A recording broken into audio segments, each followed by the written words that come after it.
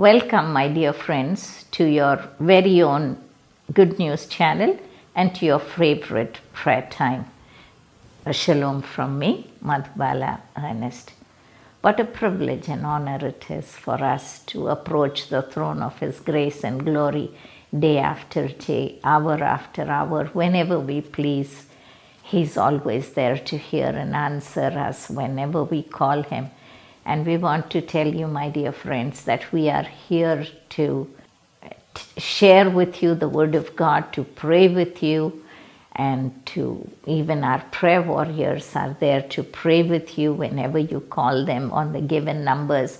Share with them your problems, and they are there to counsel you, to pray with you. We also would love to pray with you as you share your burdens with us. The comments you post on the YouTube, we take those and we pray for those comments that you post. It may just be a praise the Lord, but we take your name from there and we pray for you. And we know God is answering prayers. He is a loving Father and He loves us very much. He doesn't want us to continue to be in our trouble, but when we come to Him and we ask anything in the name of Jesus, He gives it to us and He satisfies our need. So we just want to join our hearts with yours, and we want to praise and thank God and pray to Him that He would meet you at the point of your need. Shall we pray? Heavenly Father, as we bow our heads in your presence, we offer praises and thanksgiving to you. Such a wonderful God you are, such a loving and caring Father. Lord God Almighty, we can never call ourselves orphans. We can never call ourselves destitute, because we have a heavenly Father who cares for us, who loves us, who will never leave us nor forsake us. And so we thank you that you provide all our needs and you take care of us, and even the impossible things in our life are made possible because of you. We just want to glorify your name, and we want to express our gratitude to you. Lord, as we sit together now to meditate on thy word, God, we pray that you will reveal yourself to us. Holy Spirit, God, lead us, guide us, and open this word to us like never before, that we might understand the mysteries of God and that we might follow you, that we might not be just the hearers but the doers of the word. To that end, surrendering ourselves and all our viewers into your hands, oh God, I pray that you will meet them at the point of their need. Every sickness will leave in the name of Jesus. Every spell of black magic and witchcraft will be broken right now in the name of Jesus.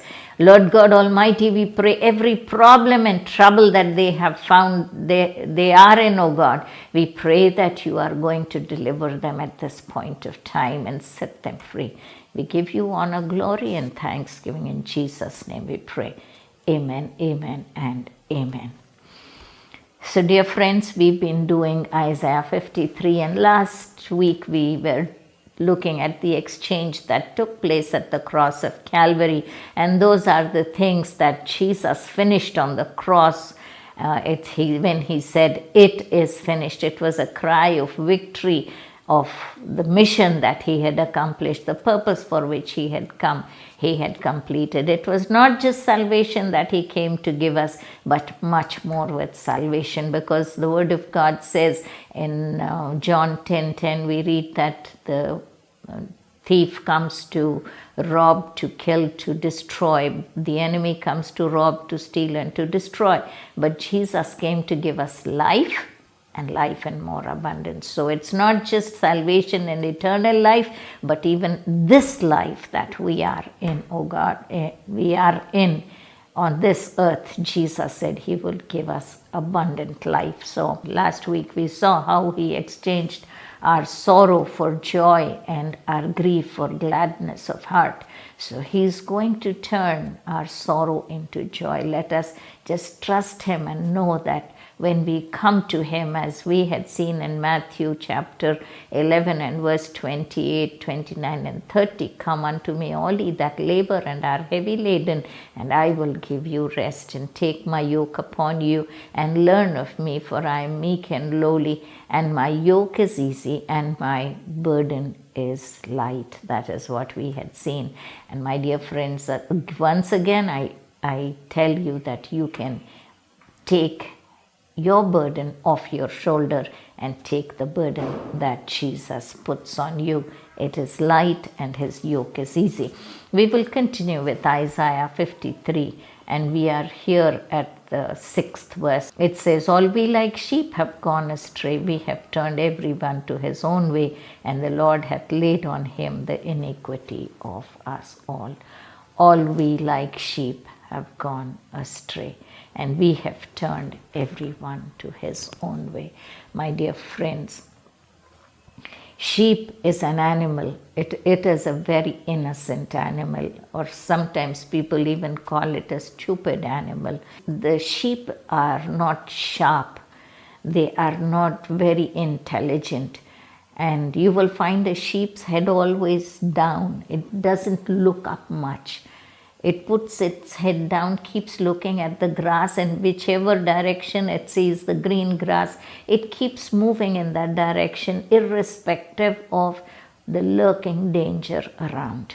It doesn't seem to be an alert animal. A goat does not do that. A goat is alert. A goat looks this side and that side before it proceeds, but a sheep will just go in whichever direction it will see green grass. That is why the shepherd has to lead the flock of sheep.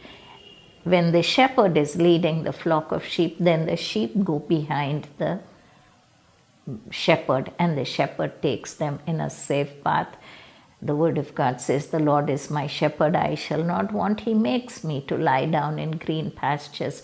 He leads me beside the still waters, and He leads me in the path of righteousness. So the shepherd does the job of leading the sheep into pastures, to the waters, time of rest. But the sheep itself very easily goes astray. And that is why the shepherds will keep a dog, the sheepdog, who runs around and rounds up all the sheep that go astray and brings them together to the flock, to the herd. And so, my dear friends, we like sheep have gone astray. We have left the path that God had etched for us, the path of righteousness. In Psalm 23, He leads me in the path of righteousness. We have lost that path of righteousness, and we have all gone our own way. You see, we don't have to go very far. In one house, you see, each one goes in their own direction. There are very few homes that are focused on the same goal that all of them have. Each one wants to go their own way, do their own thing. And these days the philosophy is give freedom to every member and let each person do what they want. Correction is not a done thing these days. In fact, we find the government has passed out such laws that the parents cannot even check their children. The parents cannot even chastise their children or rebuke them or punish them. The government has taken such a stand on disciplining the children that only the teachers can do that. Even the teachers do not have that much freedom. So they are not checked at home. They are not. The teacher doesn't have full authority to check them or to discipline them, and they are going their own way. Give them their space, give them their freedom. Don't tell them what to do. And the children have picked up that, and they threaten the parents. If the parents try to discipline them or chastise them, they threaten them that we are going to report to the police that you are doing this too. It's not so serious, and we still have the authority over our children. But the younger generation, the parents are taking that American attitude of giving the children that freedom to do what they like, to choose what they like, to speak what they like, to to go their own way, my dear friends. And that's going to be dangerous, because the first 7 years of life of a child are very, very important.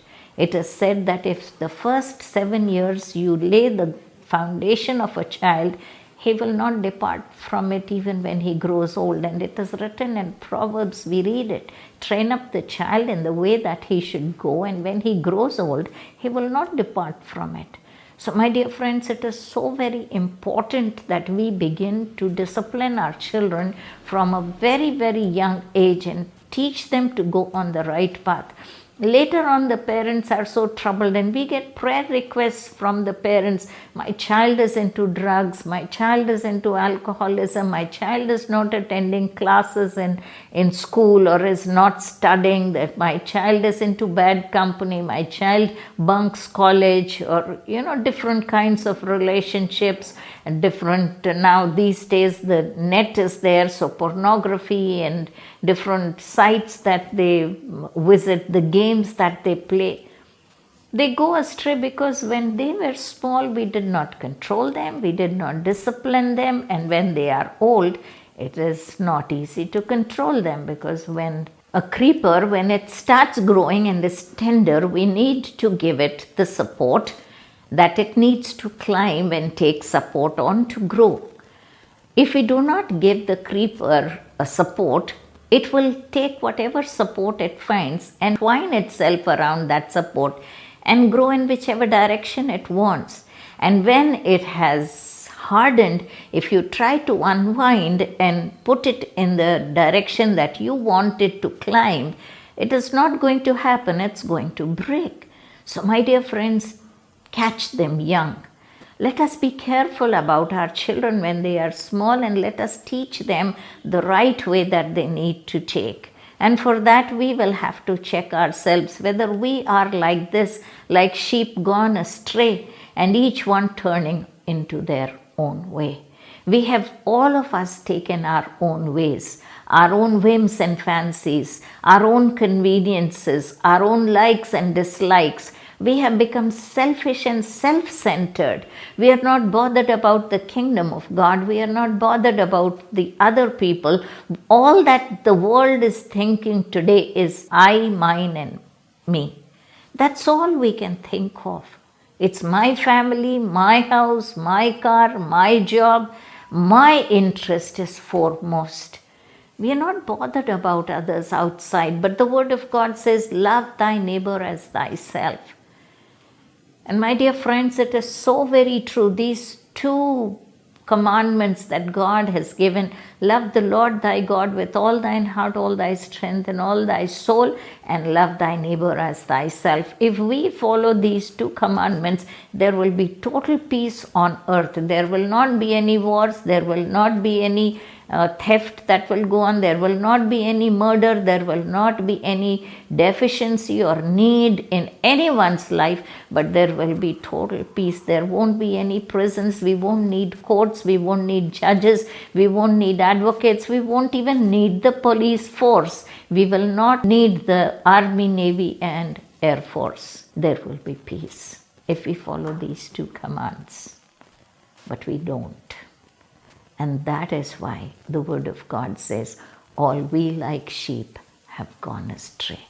We put our head down, look at the green grass, we keep moving in the direction of the grass. Yes, I'm getting more money, I'm getting more, and finally we fall in a ditch that is just beyond, at the end of that patch of grass. And when we are in the dumps, then we cry out and say, why has God allowed me to fall into this pit? God doesn't push us into any pit. He pulls us out of the pit. So, my dear friends, all we like sheep have gone astray. We had all left God right from the beginning, the first man and the first woman that God created. God said, do not eat of this fruit. And the woman ate and she gave it to her husband, and both of them ate and they were sent out. They transgressed the command of God. They disobeyed God. All we like sheep have gone astray, and we have turned everyone to his own way. They should have thought of the way that God had said. God had said, do not eat. And that was it. Eve should have told the serpent. And Adam, when Adam was offered the fruit, he should have told Eve, "No, I'm not going to eat. God said, do not eat." But he gave in to Eve. This is how the world is going. It's like a chain reaction. One falls and the other follows. We, like sheep, have gone astray, and we have turned everyone to his own way. But the Lord has not punished us, my dear friends. You and I did the wrong things. We have gone our own way. We did the drinking, we did the gambling, we did the murder, we did the robbing, we did adultery, we did the cheating, we did fraud, or whatever sin you name. We have done it all over the world. The world is filled with sin, my dear friends. The wages of sin is death. We needed to be punished. But God took the punishment for all the sins and he put it on Jesus Christ. And we laugh him to scorn and we mock at him on the cross. But it was my place that he had taken on the cross. It was your place, my dear friend, that he took on the cross. He was hanging there because of alcoholism. He was hanging there because of the drug addiction. He was hanging there because of the adultery. He was hanging there because of the lies. He was hanging there because of the fraud and cheating.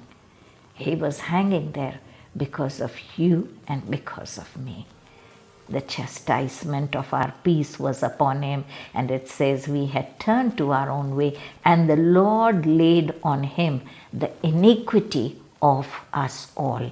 The sins of the whole world were laid on him. My dear friends, how much God must be loving us. We blame God when we are in trouble, when things go wrong in our life. We blame him and we say, does he not care? Why did he not answer my prayer? Why did someone die in my family? Why did I have a loss of this? Or why did this bad thing happen to me? But have you ever thought of his love for you? His love for you was so great that in comparison, the love he had for his son became small. Because he took your sin, your pain, your iniquity, your transgression, your chastisement, and he laid it on him. So he must be loving you more and loving his son less than you. The great love that he had for his son became small when he looked at you and me. And how can we blame that father that he doesn't love or care when he gave his very precious son on the cross to die a death on the cross? That was the most gruesome death that ever took place. First of all, he was bleeding from the top of his head to the tip of his toes. His flesh was shredded. He was bleeding. Pieces of flesh were hanging on his body. The word of God says we turned away our faces. We didn't desire him. There was no comeliness. We hid our faces, as it were, from him. And that condition of his was because of you and me. I should have been there, but the Lord allowed that. And that was not the end of it. Just imagine all the sins of the world just being loaded onto him. How could the Father see that sight? And that is why at one point on the cross, Jesus cried out and said, Eli, Eli, lama sabachthani. My God, why hast thou forsaken me? Because God could not bear to see that scene on the cross. He just turned away his face. My dear friends, what a sacrifice. Have you ever thought about it? Or do you read it whenever it comes in your reading portion and you pass on to the next page? Meditate.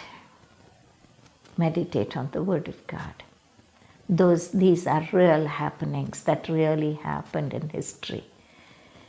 And it concerns me. It's my story. And so I should be interested in it because someone took the pain and punishment that I should have borne. He suffered and died that I could live. And it says, all we like sheep had gone astray. All of us had taken our own way. And the Lord laid on him the iniquity of us all. He was oppressed and he was afflicted, yet he opened not his mouth. He was brought as a lamb to the slaughter, and as a sheep before her shearers is dumb, so he opened not his mouth. My dear friends, the Word of God says that when people are oppressed, if we stand in the gap and cry out to God, He will hear from heaven and He will heal our land. He will deliver those people if we cry out to them. It is because the oppression was already paid for. These are the things that Jesus finished on the cross. We had gone astray, all we like sheep had gone astray. He put an end to that. He said, no more going astray. Come to me and I will lead you like the good shepherd. I will lead you into green pastures. I will lead you beside the still waters. I will lead you in the paths of righteousness. But we have to come to Him. When we come to Him, there is an end put to we going astray. That is also what was finished on the cross. And then we had gone astray. Then He took the load of all our sins upon Himself. That was finished on the cross. Now, what else was finished? The oppression. It says He was oppressed and afflicted. We had to be afflicted. We had to be under oppression. But Jesus took my oppression. Jesus took my affliction. He was afflicted in my place, my dear friends. And He took the pain and the suffering that I would not have to go through the pain and through the suffering. It says He was like a sheep, like a lamb that is taken for slaughter, and He did not open His mouth. And we see that again and again when He's before Pilate in the judgment hall, that Pilate is talking to Him and saying, will you not speak? Will you not open your mouth? Why are you quiet? Why don't you defend yourself? But He was like a lamb. He was the Passover lamb that was going to die for the sins of the world. And that Passover lamb had his mouth shut. He did not open his mouth. The lamb that is going for slaughter does not open its mouth. It is just taken and slaughtered. Jesus was just taken and slaughtered. He did not open His mouth. He did not resist. He did not object. He did not complain. He did not say, this is not what should be done. I'm an obedient. He didn't complain to the Father saying, what are you doing to me? He did not complain to the people who were mocking at Him. He did not object to the soldiers who ill-treated Him. He was like a lamb going for the slaughter, and as a sheep before her shearers is dumb, so He opened not His mouth. My dear friends, I have watched on television the shearing that takes place, and the sheep is just put down on its back, and the shearer stands with his leg on both sides and starts shearing the sheep and removing the wool from the body, and he just shaves it off, and the sheep just lies there on its back, helpless, not able to run because all its four legs are up, and the man is just removing the wool. My dear friends, it's so very helpless. And Jesus was like that. As the sheep is dumb before the shearers, so was Jesus dumb before those who persecuted, ill-treated, and who put Him on the cross. What do you think of Jesus today, and what importance does He have in your life? Does He mean anything to you? Does His suffering mean anything to you, my dear friends? He has finished the things that you and I had to go through. He took upon Himself. He did not speak, because if he spoke that day, he said very clearly to his disciples, if I ask the Father, don't you think he will send a host of angels to help me? If he did ask, it would have happened. And you and I would have been left in our own condition to die in our own sin. But Jesus exchanged it. Jesus finished all that I and you had to go through so that you and I can go scot-free. Today, as we commit our lives into His hands, may we do the exchange with Him, the things that we want to give to Him. Let us hand it over to Him, and the things that He will give it back to us, let us receive from Him today. Shall we close our eyes and look to the Lord in prayer? Heavenly Father, as we bow our heads in your presence, we offer praises and thanksgiving to you. We thank you for dying on the cross of Calvary for my sins and for our sins, O God. We thank you for the exchange that took place on the cross of Calvary, O God. Father God Almighty, all we like sheep had gone astray. We had turned everyone to our own ways and we did our own things, mighty Father.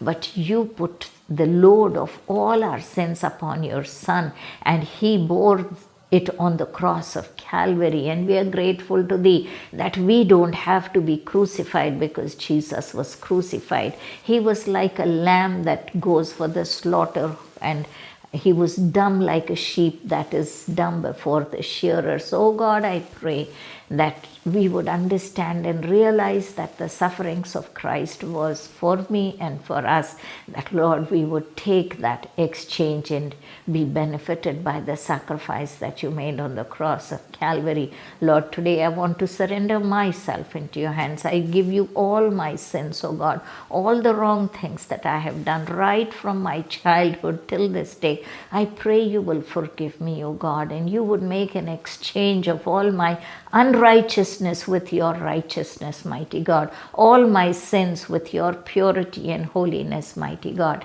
that there would be an exchange that will take place. All my worries and troubles, all my unrest I give to you, O God, and I receive peace from you today, O God. All the problems that I'm facing, I hand it over to you, and I receive the solutions to all my problems today, mighty Father. I thank you for the exchange on the cross of Calvary, O God. Father, I pray that you will bless all of us and our families, bind, break, destroy the forces of darkness, and release the anointing and blessings of God, and pray that you will lead us in the right direction, that we will not be like sheep going astray, but that we would be sheep who would follow the shepherd. Giving you praises and thanksgiving in Jesus' name we pray. Amen, amen, and amen. Amen, dear friends, and may God bless you, and may you follow Him, not like sheep going astray to his own way, but follow the Good Shepherd. Praise the Lord.